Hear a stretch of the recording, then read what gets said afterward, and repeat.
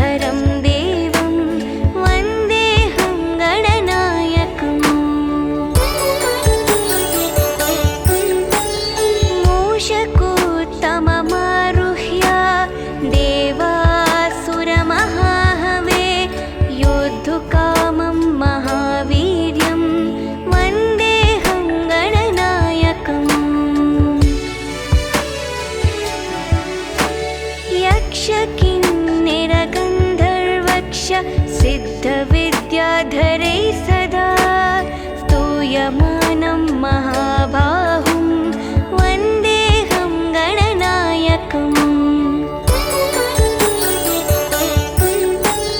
सर्वविघ्नहरं देवं सर्वविघ्नविवर्जितं सर्वसिद्धिप्रदातारं वन्देऽहं गणनायकम्।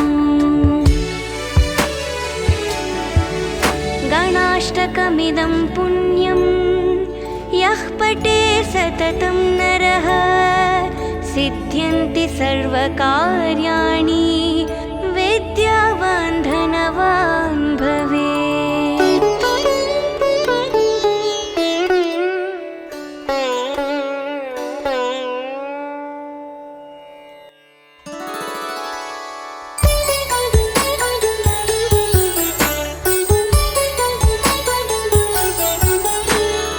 एकदन्तं महाकायं तप्तकाञ्चनसन्निभं लम्बोदरं विशालाक्षं वन्देऽहं गणनायकम्। मौञ्जीकृष्णाजिनधरं नागयज्ञोपवीतिनं बालेन्दुसुकलामौलिं वन्देऽहं गणनायकम्। अम्बिकाहृदयानन्दं मातृभिः परिवेष्टितं भक्तिप्रियं मदोन्मत्तं वन्देऽहं गणनायकम्।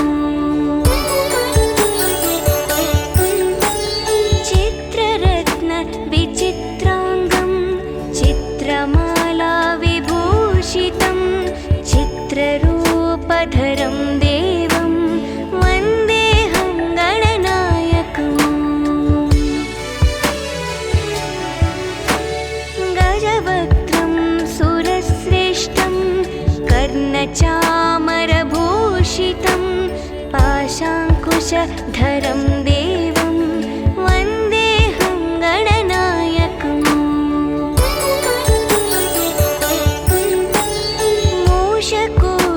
मूषकोत्तममारुह्य देवासुरमहाहवे योद्धुकामं महावीर्यं वन्देऽहं गणनायकम्। यक्षकिन्निरगन्धर्वक्ष सिद्धविद्याधरैः सदा स्तूयमानं महाबाहुं वन्देऽहं गणनायकम्। सर्वविघ्नहरं देवं सर्वविघ्नविवर्जितं सर्वसिद्धिप्रदातारं वन्देऽहं गणनायकम्। गणाष्टकमिदं पुण्यं यः पठे सततं नरः सिद्ध्यन्ति सर्वकार्याणि विद्यावान् धनवान् भवेत्।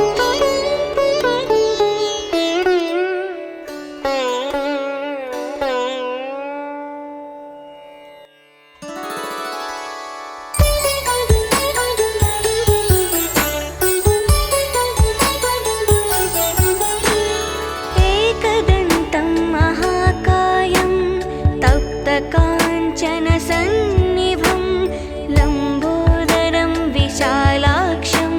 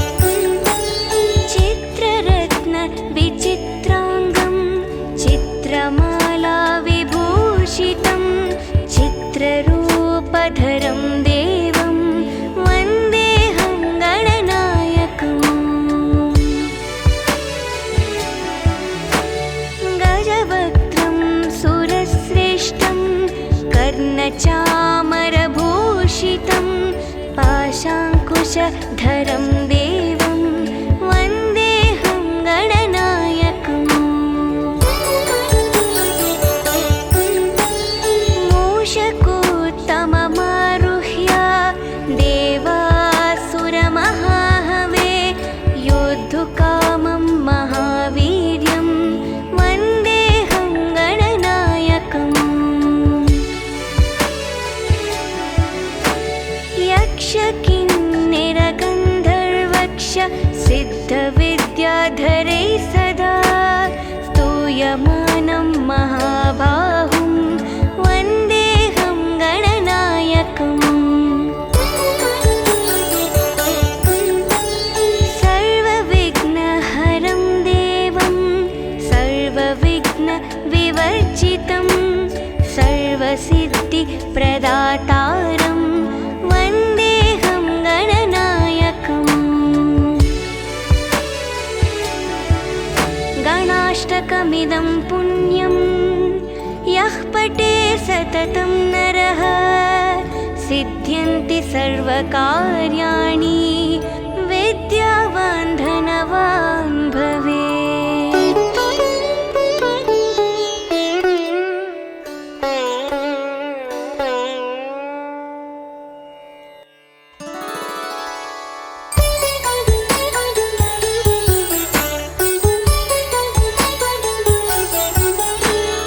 एकदन्तं महाकायं तप्तकाञ्चनसन्निभं लम्बोदरं विशालाक्षं वन्देऽहं गणनायकम् मौञ्जीकृष्णाजिनधरं नागयज्ञोपवीतिनं बालेन्दुसुकलामौलिं वन्देऽहं गणनायकम् अम्बिकाहृदयानन्दं मातृभिः परिवेष्टितं भक्तिप्रियं मदोन्मत्तं वन्देऽहं गणनायकम् चित्ररत्नविचित्राङ्गं चित्रमालाविभूषितं चित्ररूपधरं देवं वन्देऽहं गणनायकम् गजवक्त्रं सुरश्रेष्ठं कर्णचामरभूषितं पाशाङ्कुशधरं देवं वन्देऽहं गणनायकम्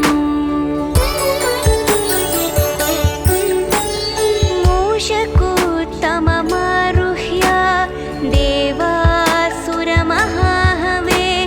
योद्धुकामं महावीर्यं वन्देऽहं गणनायकम् यक्षकिन्निरगन्धर्वक्ष सिद्धविद्याधरैः सदा स्तूयमानं महाबाहुं वन्देऽहं गणनायकम् सर्वविघ्नहरं देवं सर्वविघ्नविवर्जितं सर्वसिद्धिप्रदातारं वन्देऽहं गणनायकम् गणाष्टकमिदं पुण्यं यः पठे सततं नरः सिद्ध्यन्ति सर्वकार्याणि विद्यावान् धनवान् भवेत्।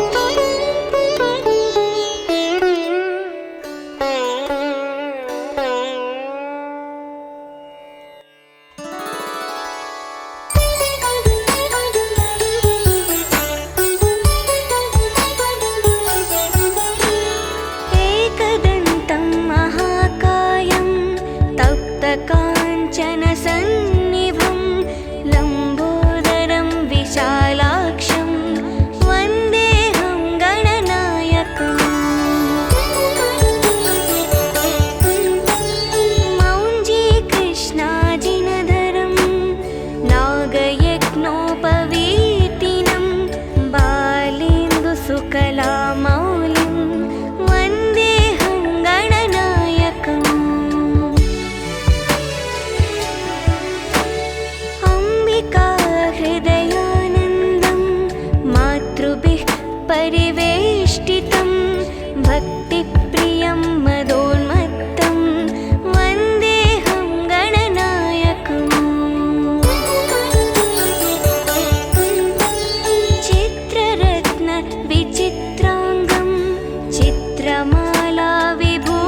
विभूषितं चित्ररूपधरं देवं वन्देऽहं गणनायकम् गजवक्त्रं सुरश्रेष्ठं कर्णचामरभूषितं पाशाङ्कुशधरं देवं वन्देऽहं गणनायकम् मूषकोत्तममारुह्य देवासुरमहाहवे योद्धुकामं महावीर्यं वन्देऽहं गणनायकम् यक्षकिन्निरगन्धर्वक्ष सिद्धविद्याधरैः सदा स्तूयमानं महाबाहुं वन्देऽहं गणनायकम्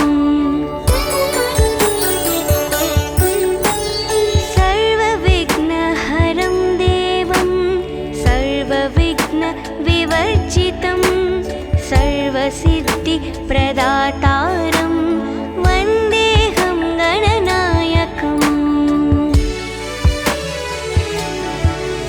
गणाष्टकमिदं पुण्यं यः पठे सततं नरः सिद्ध्यन्ति सर्वकार्याणि विद्यावान् धनवान् भवेत्।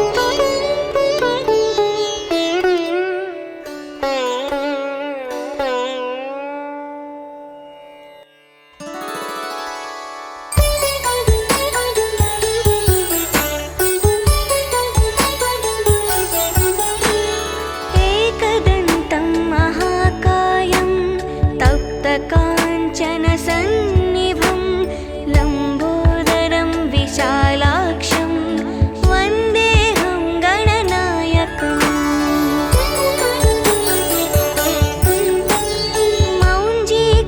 मौञ्जीकृष्णाजिनधरं नागयज्ञोपवीतिनं बालेन्दुसुकलामौलिं वन्देऽहं गणनायकम्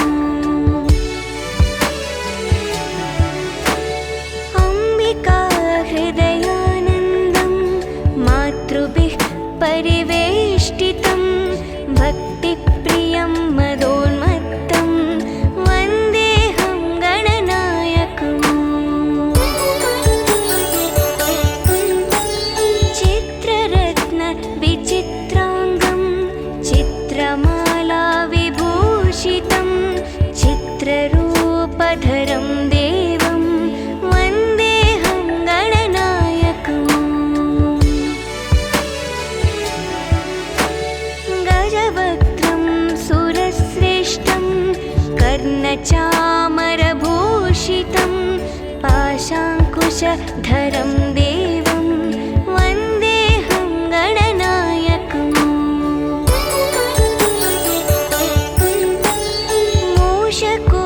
मूषकोत्तममारुह्य देवासुरमहाहवे योद्धुकामं महावीर्यं वन्देऽहं गणनायकम्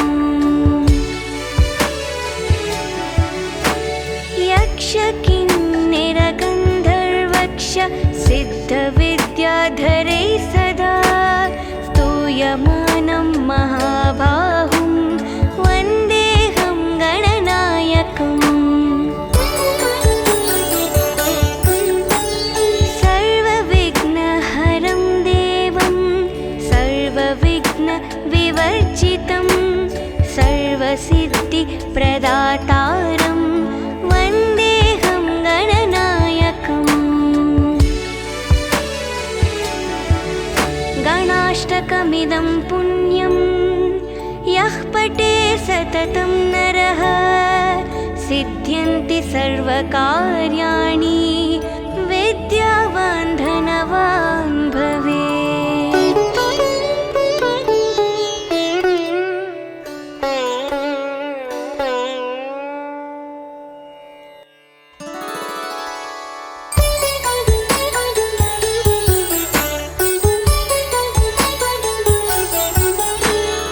एकदन्तं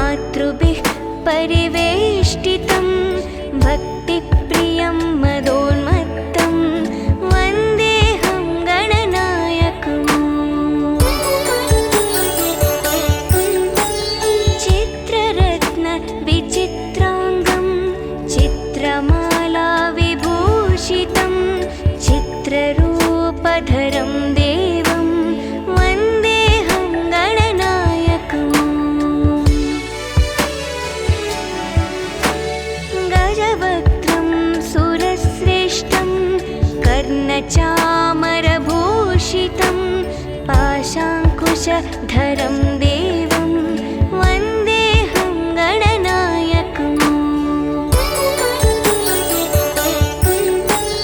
मूषकोत्तममारुह्य देवासुरमहाहवे योद्धुकामं महावीर्यं वन्देऽहं गणनायकम् यक्षकिन्निरगन्धर्वक्ष सिद्धविद्याधरै सदा स्तूयमानं महाबाहुं वन्देऽहं गणनायकम् सर्वविघ्नहरं देवं सर्वविघ्नविवर्जितं सर्वसिद्धिप्रदातारं वन्देऽहं गणनायकम्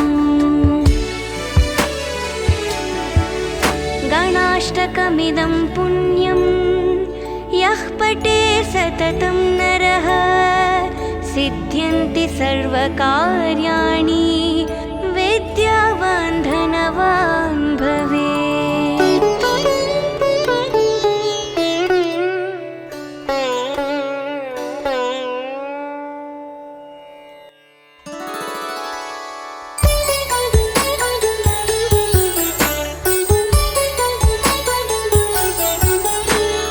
एकदन्तं महाकायं तप्तकाञ्चनसन्निभं लम्बोदरं विशालाक्षं वन्देऽहं गणनायकम् मौञ्जीकृष्णाजिनधरं नागयज्ञोपवीतिनं बालेन्दुसुकलामौलिं वन्देऽहं गणनायकम् अम्बिकाहृदयानन्दं मातृभिः परिवेष्टितं भक्तिप्रियं मदोन्मत्तं वन्देऽहं गणनायकम् चित्ररत्नविचित्राङ्गं चित्रमालाविभूषितं चित्ररूपधरं देवं वन्देऽहं गणनायकम् गजवक्त्रं सुरश्रेष्ठं कर्णचामरभूषितं पाशाङ्कुशधरं देवं वन्देऽहं गणनायकम्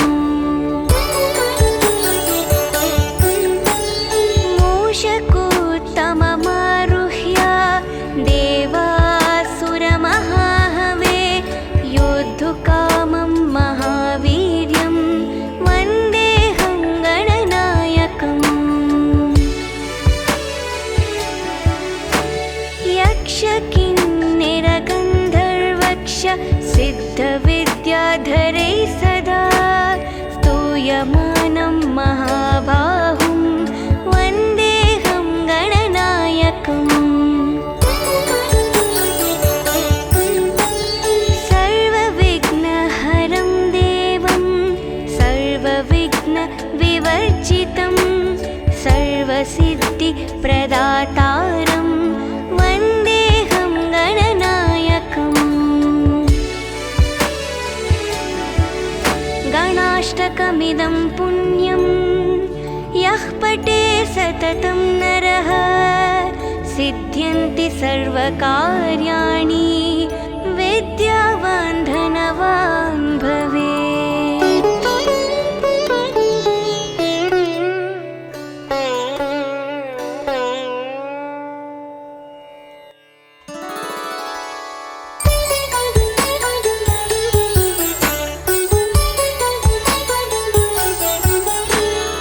एकदन्तं महाकायं तप्तकाञ्चनसन्निभं लम्बोदरं विशालाक्षं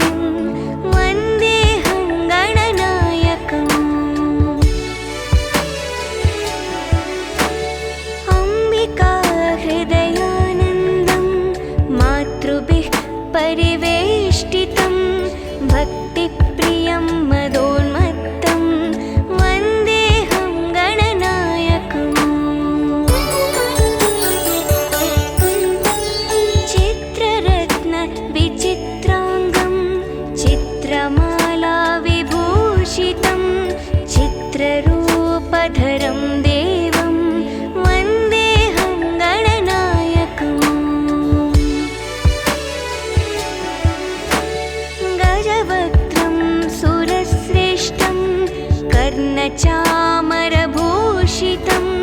पाशाङ्कुशधरं देवं वन्देऽहं गणनायकम् मूषकोत्तममारुह्य देवासुरमहाहवे योद्धुकामं महावीर्यं वन्देऽहं गणनायकम्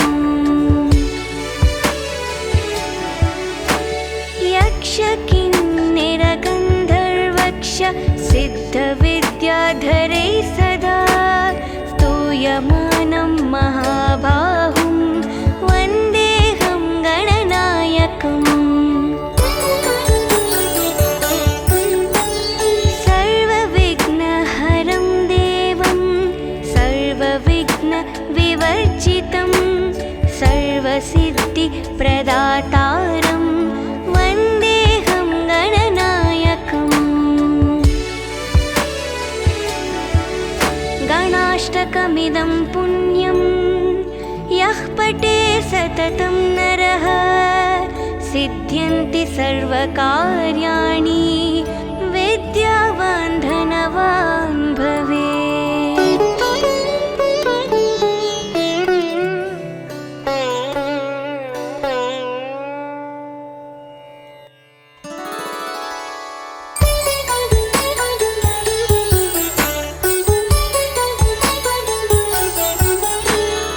एकदन्तं महाकायं तप्तकाञ्चनसन्निभं लम्बोदरं विशालाक्षं वन्देऽहं गणनायकम् मौञ्जीकृष्णाजिनधरं नागयज्ञोपवीतिनं बालेन्दुसुकलामौलिं वन्देऽहं गणनायकम् अम्बिकाहृदयानन्दं मातृभिः परिवेष्टितं भक्तिप्रियं मदोन्मत्तं वन्देऽहं गणनायकम् चित्ररत्नविचित्राङ्गं चित्रमालाविभूषितं चित्ररूपधरं देवं वन्देऽहं गणनायकम् गजवक्त्रं सुरश्रेष्ठं कर्णचामरभूषितं पाशाङ्कुशधरं देवं वन्देऽहं गणनायकम्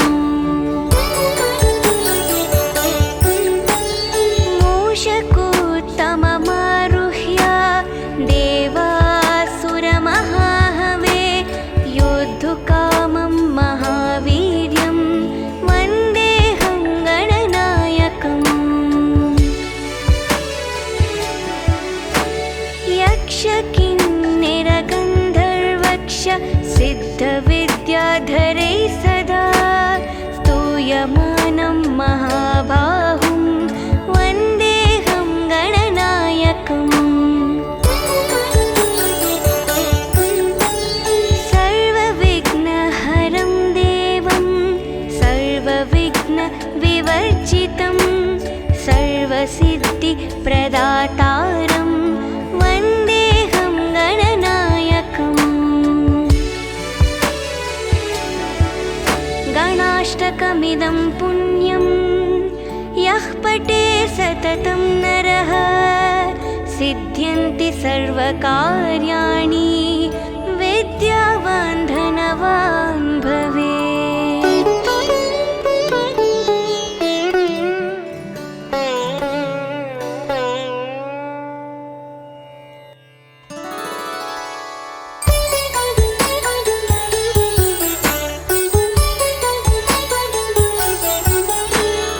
एकदन्तं महाकायं तप्तकाञ्चनसन्निभं लम्बोदरं विशालाक्षं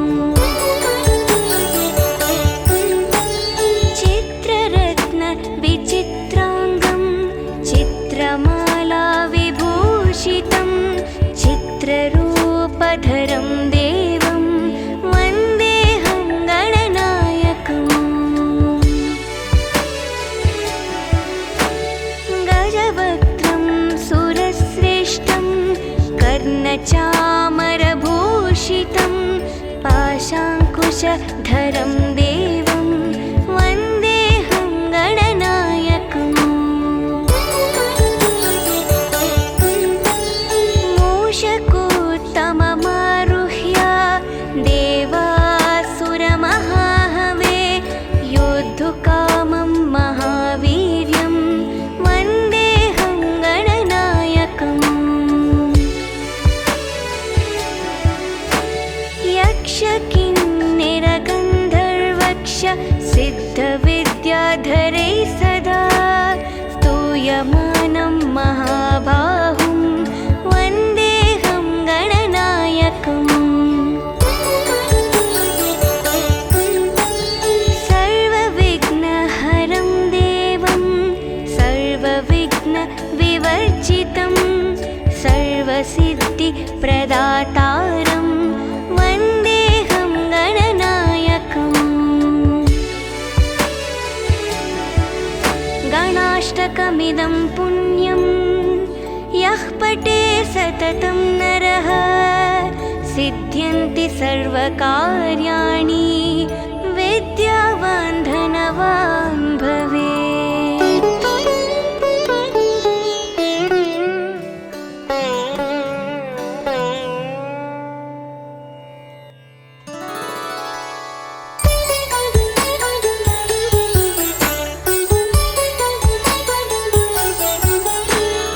एकदन्तं महाकायं तप्तकाञ्चनसन्निभं लम्बोदरं विशालाक्षं वन्देऽहं गणनायकम् मौञ्जीकृष्णाजिनधरं नागयज्ञोपवीतिनं बालेन्दुसुकलामौलिं वन्देऽहं गणनायकम् अम्बिकाहृदयानन्दं मातृभिः परिवेष्टितं भक्तिप्रियं मदोन्मत्तं वन्देऽहं गणनायकम् चित्ररत्नविचित्राङ्गं चित्रमालाविभूषितं चित्ररूपधरं देवं वन्देऽहं गणनायकम् गजवक्त्रं सुरश्रेष्ठं कर्णचामरभूषितं पाशाङ्कुशधरं देवं वन्देऽहं गणनायकम्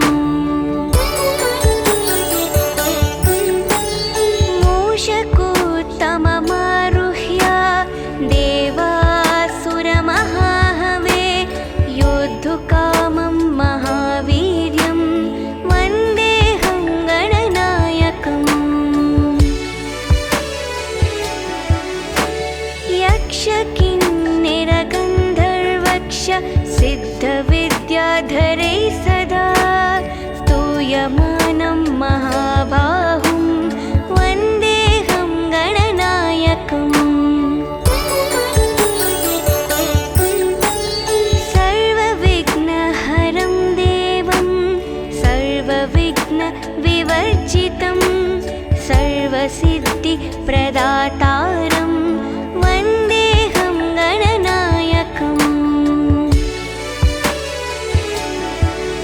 गणाष्टकमिदं पुण्यं यः पठे सततं नरः सिद्ध्यन्ति सर्वकार्याणि विद्यावान् धनवान् भवेत्।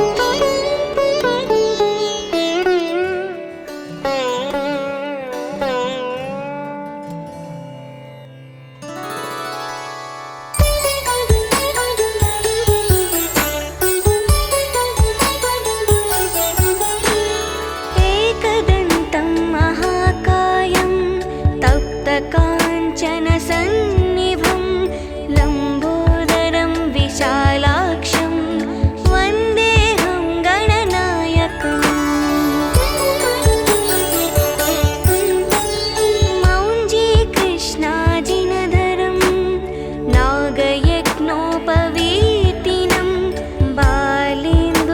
सकलामौलिं वन्देऽहं गणनायकम् अम्बिका हृदयानन्दं मातृभिः परिवेष्टितं भक्तिप्रियं मदोन्मत्तं वन्देऽहं गणनायकम् चित्ररत्नविचित्राङ्गं चित्रमाला विभूषितं चित्ररूपधरं देवं वन्देऽहं गणनायकम् गजवक्त्रं सुरश्रेष्ठं कर्णचामरभूषितं पाशाङ्कुशधरं देवं वन्देऽहं गणनायकम्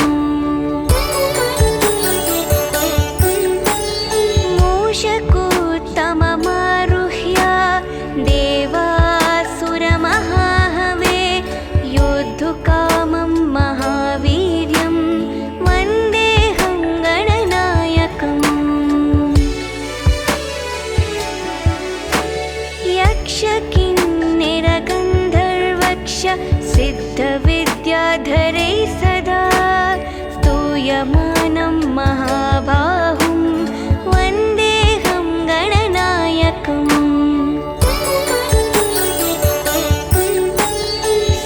सर्वविघ्नहरं देवं सर्वविघ्नविवर्जितं सर्वसिद्धिप्रदातारं वन्देऽहं गणनायकम्